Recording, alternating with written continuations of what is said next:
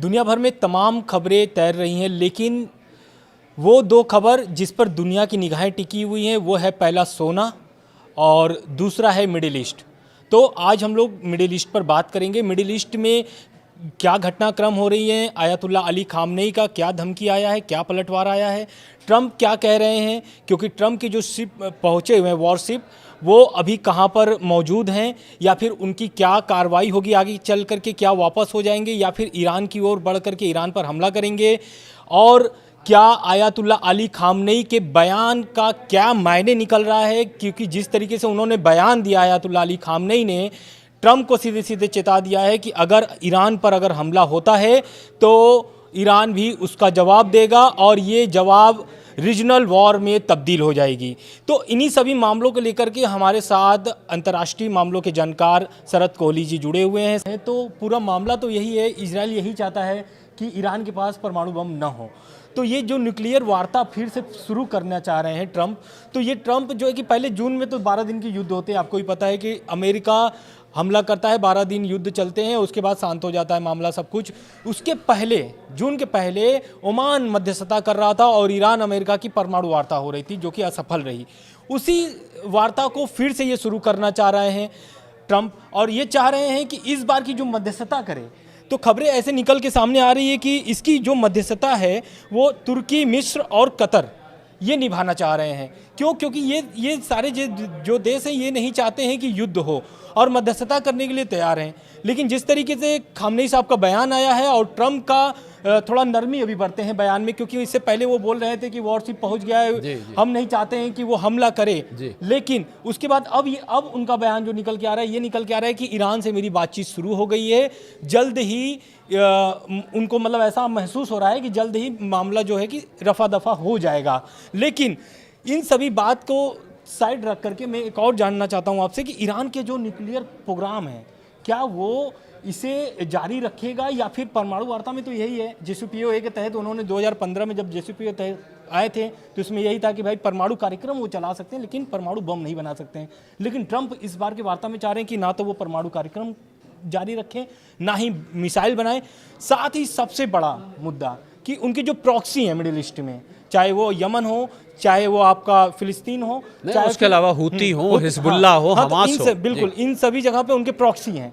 तो इन प्रॉक्सियों से जो ताकत मिलती है ईरान को, उनको भी अब समर्थन देने से मना कर रहे हैं। इन वार्ता में ये चीज़ चाह रहे हैं। तो क्या ये जो वार्ता है सफल होगी या फिर जो बातचीत है यहीं पर समाप्त हो जाएगी और हमला होगा? मुझे ये वार्ता कहीं सफल होती नहीं दिख रही है।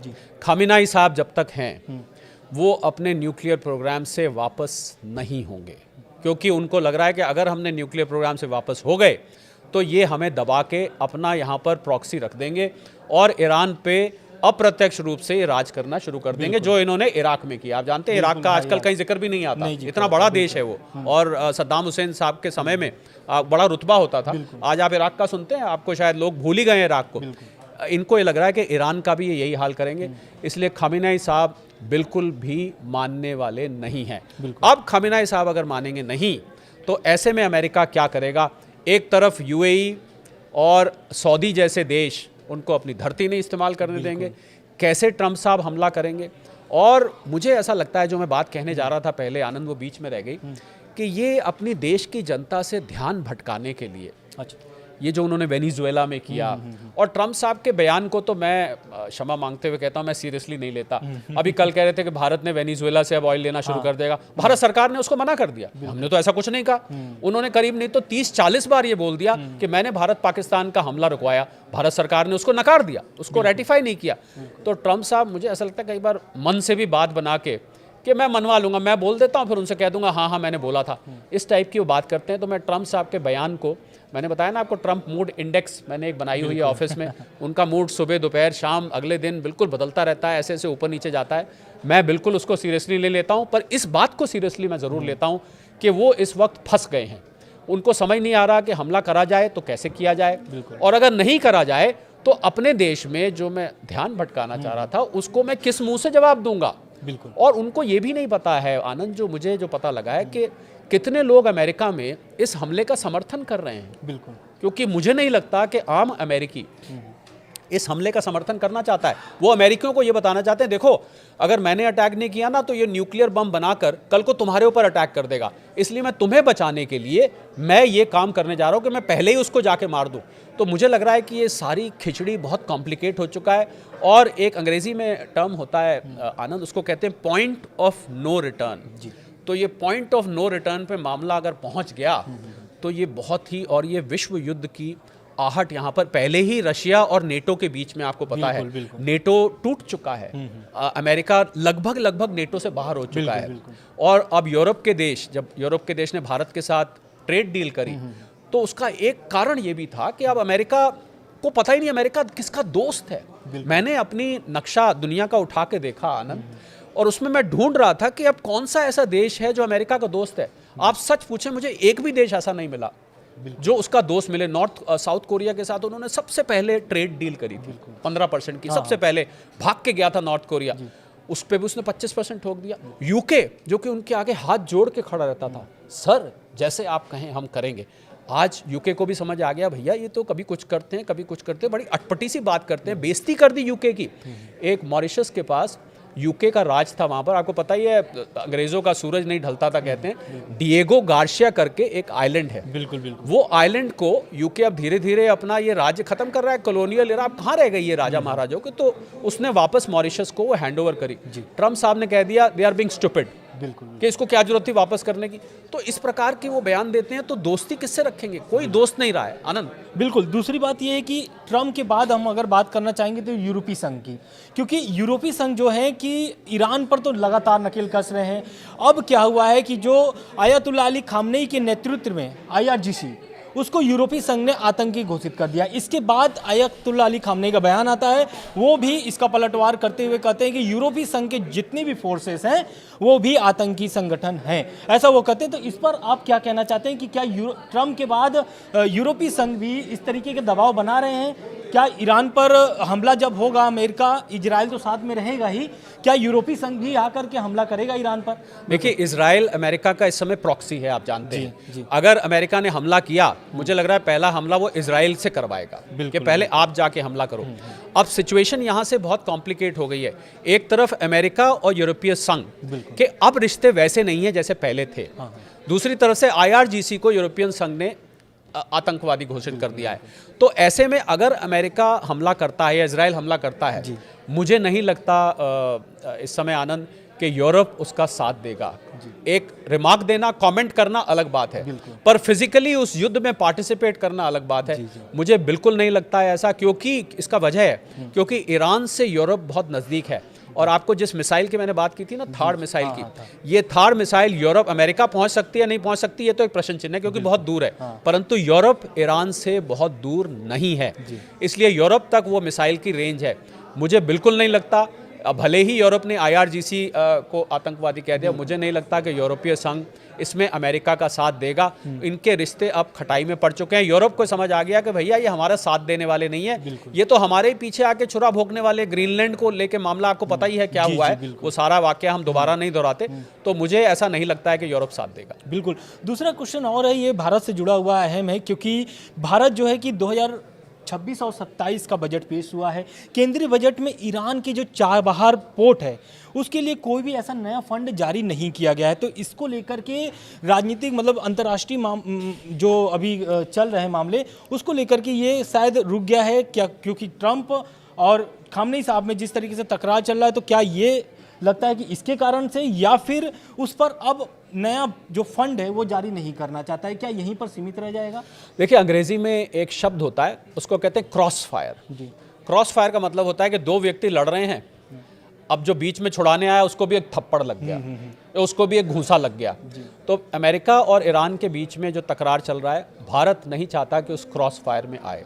हम एक निष्पक्ष रहने वाले देश हैं, हम गुट निरपेक्ष पहले कहा जाता था, नॉन अलाइंड है। हमारे लिए ईरान भी उतना प्रिय है जितना अमेरिका प्रिय है।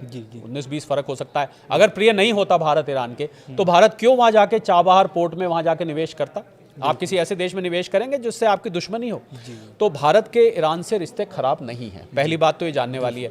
तो अब अमेरिका और अमेरिका से तो खराब है ही नहीं, ये तो ट्रम्प साहब ने अपने जो टेंट्रम्स करे उसकी वजह से सारी ये बात हुई है। अमेरिका से नहीं, ट्रम्प साहब के बयानों की वजह से, ट्रम्प साहब की पॉलिसीज की वजह से जो खटास आई है। अमेरिका हमारा तो नेचुरल अलाई है, तो भारत उस क्रॉस फायर में नहीं आना चाहता, पहली बात। दूसरी बात, अब जब क्रॉस फायर में नहीं आना चाहता तो आप अगर और पैसा लगाते हैं तो ये अमेरिका को एक संदेश भेजता है कि आप ईरान के साथ खड़े हुए हैं। भारत ये संदेश नहीं भेजना चाहता, पहली बात। दूसरी बात इसमें यह है कि चाबहार में जो भारत ने पैसा लगाया था बहुत वर्ष पहले, तो ये किस लिए लगाया था कि ये हमारे लिए एक पोर्ट था, तो हमारा इससे रास्ता शॉर्ट हो जाता था। जो हम यहाँ से शिपमेंट भेजते थे ये आपको इकोनॉमिकली, लॉजिस्टिकली आपको फ़ायदा पहुँचाता था। मेरे पास जो कैलकुलेशंस है वो कहती है, मैं यहाँ पर कैलकुलेशंस पूरी खोलना नहीं चाहूँगा क्योंकि ये कुछ कॉन्फिडेंशियल भी होती है, कि भारत उस इन्वेस्टमेंट को वसूल कर चुका है। अच्छा, यानी भारत ने जो पैसा लगाया था वो पैसा हम उसका इनडायरेक्टली मॉनेटरी रूप में फ़ायदा उठा चुके हैं। पर इसका ये मतलब नहीं फ़ायदा उठा चुके हैं तो भाई आप आप कहीं निवेश करते हैं तो आप चाहते हैं ना ज़्यादा से ज़्यादा रिटर्न आए और लंबे वक्त तक आते रहे। पर अब क्योंकि ये सिचुएशन, दूसरा अमेरिका और भारत की, इसके पीछे एक और कहानी है। अमेरिका और भारत की ट्रेड डील, बार बार बयान आते हैं, 6-7 बार राउंड्स हो चुके हैं, हालांकि मुझे अब इस बयान पे यकीन कम होता है। पर भारतीय कॉमर्स मिनिस्टर पीयूष गोयल जी ने कहा कि अब भारत और अमेरिका के बीच कोई स्टिकी पॉइंट नहीं बचा है। यानी कि अब ट्रम्प साहब के हाथ में है, जब वो ओके करें तो ये डील ओके हो जाएगी। बिल्कुल, बिल्कुल। अब जब सब खाना पक चुका है, अब सिर्फ खाना बाकी है, क्योंकि खाएंगे कब ये तो पता नहीं, खाना बन चुका है। तो ऐसे में भारत नहीं चाहता कि ईरान को सपोर्ट करके, चाबहार पोर्ट को सपोर्ट करके वो 25% और टैरिफ भारत के ऊपर लगा दे और सारा पका पकाए खाने के ऊपर गुड़ गोबर हो जाए। जी। ये भी एक वजह है, क्योंकि जब तक डील फाइनल नहीं होती, इसलिए भारत ने डिसाइड किया कि अब चाबहार पोर्ट पर हम कोई और फैसला नहीं करेंगे। परंतु मैं ये कहूँगा आनंद कि ये कोई, इसको आप परमानेंट स्टैंड ना मान दें। अंतर्राष्ट्रीय जियोपॉलिटिक्स में, जैसे यहाँ पर कहते हैं ना, राजनीति में कोई परमानेंट दोस्त नहीं होता, कोई परमानेंट दुश्मन नहीं होता। यही नियम अंतर्राष्ट्रीय जियोपॉलिटिक्स पर भी लगता है, कोई परमानेंट दोस्त नहीं। तो एक मैं इसको कहूँगा कि अभी मामला होल्ड पर है, फिलहाल कोई निवेश भारत नहीं कर रहा, वहाँ से पैसा, हमारा नुकसान नहीं हुआ है, जो हमने पैसा लगाया था वो हम वसूल चुके हैं। परंतु ये नुकसान जरूर है कि हम उससे और फ़ायदा आगे भी उठा सकते थे, वो हम आगे नहीं उठा पा रहे हैं। तो ये इस पर भारत का स्टैंड है और मुझे उम्मीद है कि जैसे ही अगर ये टेंशन ख़त्म हो जाती है, हालांकि मुझे चांस कम लग रहा है, आपको सच दिल की बात कहूँ, तो फिर भारत वहाँ पर पैसा लगा सकता है। बिल्कुल। देखिए, इसके अलावा भी भारत ने यूएन में भी सपोर्ट किया था। अब देख रहे होंगे जब ईरान में प्रदर्शन चल रहे थे, लगभग ईरान में ऐसा पुष्टि हुई नहीं है ईरान की तरफ से, लेकिन 6000 से अधिक लोगों की वहाँ पे मौत हो चुकी है। इस प्रदर्शन को लेकर के वहाँ पर यूरोपीय जो देश है वो एक प्रस्ताव लाए थे कि ईरान के खिलाफ ऐसा करके, तो लेकिन भारत भी वहाँ पर ईरान के पक्ष में वोट किया था और प्रस्ताव के खिलाफ वोट किया था, ये भी कह सकते हैं। तो ये सब मामले को लेकर के अब देखना ये होगा कि मिडिल ईस्ट में जिस तरीके से तनाव बने हैं, जैसा शरद जी ने बताया कि जो चाबहार पोर्ट हो या फिर खामनेई साहब का बयान हो, ट्रम्प का बयान हो, आप सुने होंगे। तो ये जो जितने भी मामले चल रहे हैं, आने वाले समय में जैसे भी अपडेट आते रहेंगे, लगातार हम लोग आपको पहुँचाते रहेंगे। सर जी, धन्यवाद। Thank you so much.